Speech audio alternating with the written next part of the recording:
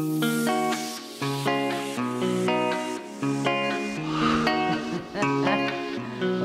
ça marche. 52 minutes dans un van avec un invité, on apprend à le découvrir et moi je lui fais découvrir des endroits dans Paris que j'adore. L'objectif c'est de découvrir des artistes comme on a peu l'occasion de le faire en ce moment. Ça manque un peu d'émissions centrées autour des invités. Maintenant ils arrivent, ils servent plutôt les émissions à lesquelles ils sont invités mais on ne s'intéresse pas trop, on ne prend pas le temps de s'intéresser à eux. Donc le van, voilà, c'est aller en profondeur dans leur personne, prendre le temps de leur parler et surtout de les écouter. Une interview réussie, c'est quand l'intervieweur s'efface. Pour moi, c'est quand vraiment il cède la place à l'interviewé et qu'on est complètement focus sur lui. Et où l'interview réussie aussi, c'est de réussir à créer une marque de fabrique, un label. Je pense à Fogiel ou Ardisson, qui sont pour moi les plus grands intervieweurs de tous les temps. Je pense aussi à Philippe Vandel, qui sont 3 personnes qui ont créé vraiment une façon d'interviewer qui n'existait pas avant et qui n'existera pas après.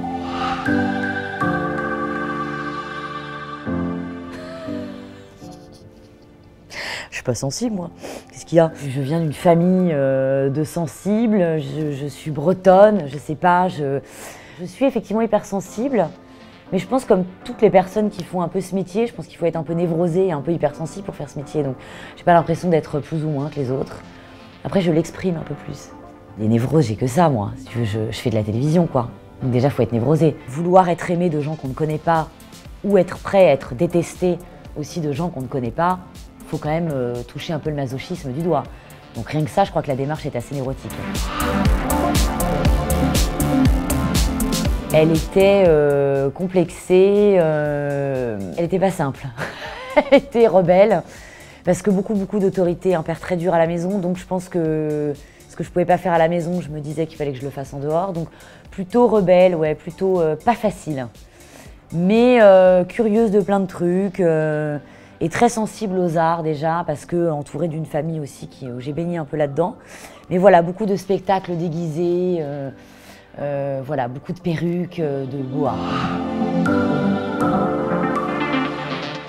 Moi, je veux pas qu'on sache que je suis gentille. C'est mon rôle, j'allais dire, c'est pas un personnage trafiqué, mais je veux dire, évidemment, on fait de la télé, donc il faut un peu grossir les choses parce qu'on fait du spectacle. Mais, et moi, la télé est un sujet qui m'agace.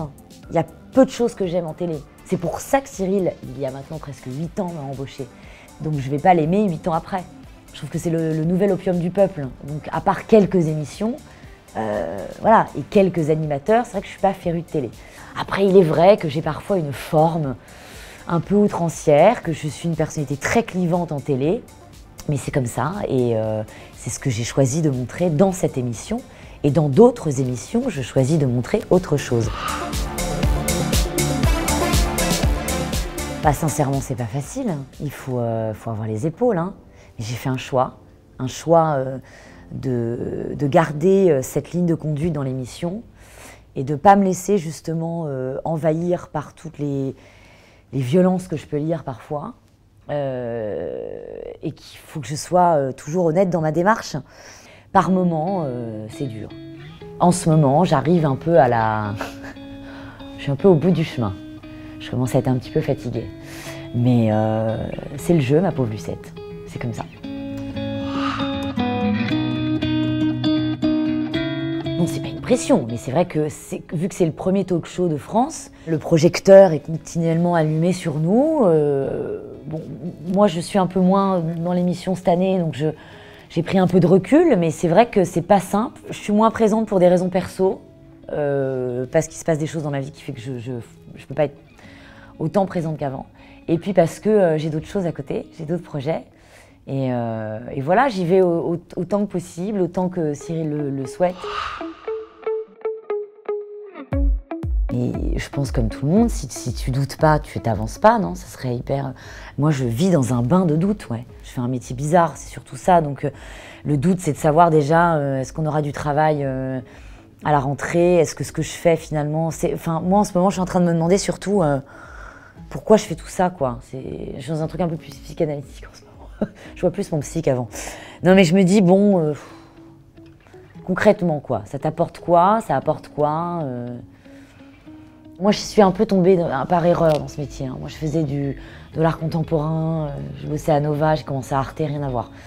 Et donc, je suis tombée un peu dedans par hasard, je pense je vais être très honnête, je pense par gourmandise, je pense par narcissisme, par lacune, peut-être un manque de confiance, j'en sais rien. Et puis parce que j'étais curieuse, parce que c'est un média qui me rend curieuse, la télévision. C'est une machine que je trouve très intéressante. On peut en faire un peu ce qu'on veut, on peut proposer un peu ce qu'on veut. Alors après, on est peut-être parfois dépassé par ce qu'on a créé, mais sociologiquement, c'est assez intéressant. Après, évidemment, je suis un peu déçue. C'est finalement un métier assez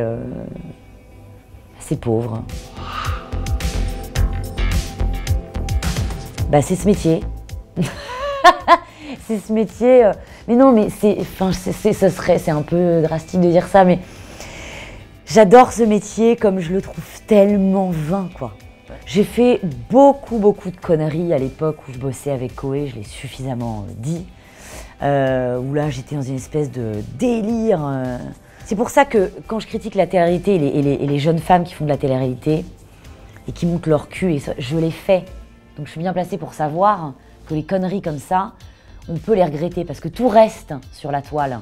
Et que moi, quand j'étais complètement névrosée, une espèce de personnage complètement hystérique, hyper sexualisé, n'importe quoi, où moi j'ai l'impression de m'être un peu prostituée, je peux vous dire que quand je regarde les images, je me dis mais t'as fait ça, meuf, ça reste. Hein.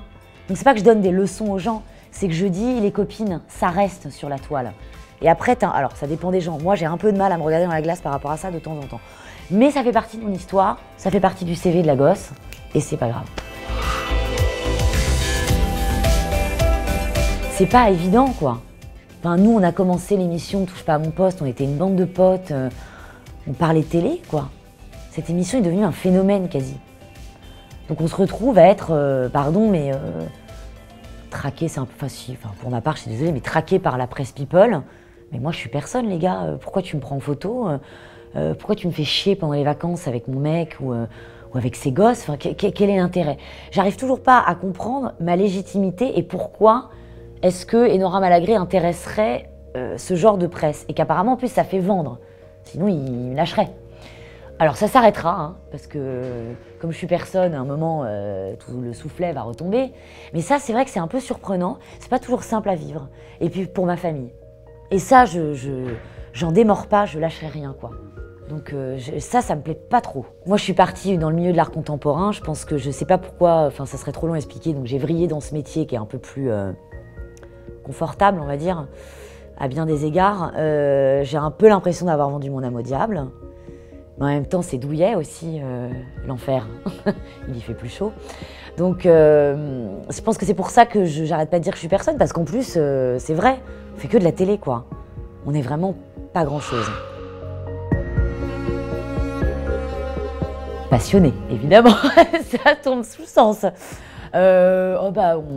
Très entière. Ouais. Je suis amoureuse de l'amour, j'aime ça, j'ai une très haute opinion du couple. Je suis extrêmement fidèle, j'allais dire vraiment, quand je suis à fond, quand je suis dans une relation, c'est mon homme ou ma femme, peu importe, plus que tout. Donc je suis passionnée. J'essaie juste d'être moi. Je suis en train de me trouver. Ça n'a pas été simple, le chemin est long et à bientôt 37 ans, je suis sur le chemin de la rencontre avec moi-même. Donc je ne pourrais pas te dire exactement qui je suis, je pourrais plus te dire qui je ne suis plus. Ça sera l'objet d'une autre interview.